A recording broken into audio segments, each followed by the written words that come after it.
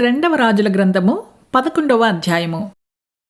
అతల్య కాయువారును జనులును కేకలు వేయుగా విని యెహోవా మందిరమందున్న జనుల దగ్గరకు వచ్చి, రాజు ఎప్పటి మర్యాద చొప్పున ఒక స్తంభము దగ్గర నిలుచుటయు, అధిపతులును బాకా ఊదువారును రాజునొద్ద నిలువబడుటయు, దేశపు వారందరూ సంతోషించుచు శృంగధ్వని చేయుటయు చూచి తన వస్త్రములను చింపుకొని, ద్రోహము ద్రోహము అని కేకవేయగా, యాజకుడైన యెహోయాదా సైన్యములోని శతాధిపతులకు, యెహోవా మందిరమందు ఆమెను చంపకూడదు, పంక్తుల బయటికి ఆమెను వెళ్ళగొట్టుడి, ఆమె పక్షపు వారిని ఖడ్గము చేత చంపుడని ఆజ్ఞ ఇచ్చెను కనుక రాజమందిరములోనికి గుర్రములు వచ్చు మార్గమున ఆమెకు దారి ఇచ్చిరి. ఆమె వెళ్ళిపోగా వారు ఆమెను అక్కడ పట్టుకుని చంపిరి.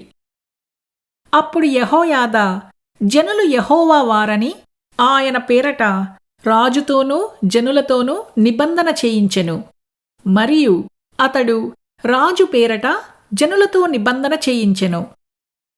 అప్పుడు దేశపు జనులందరూ బయలు గుడికి పోయి దానిని పగడగొట్టి దాని బలిపీఠములను ప్రతిమలను చిన్నాభిన్నములు చేసి బయలునకు యాజకుడైన మత్తానును బలిపీఠముల ముందర చంపివేసిరి.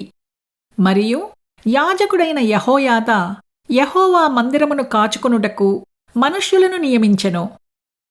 అతడు శతాధిపతులను అధికారులను కాపుకాయువారిని దేశపు జనులందరినీ పిలిపింపగా, వారు యెహోవా మందిరములోనున్న రాజును తీసుకొని కాపుకాయువారి గుమ్మపు మార్గమున రాజనగరునకు రాగా, రాజు సింహాసనము మీద ఆసీనుడాయెను.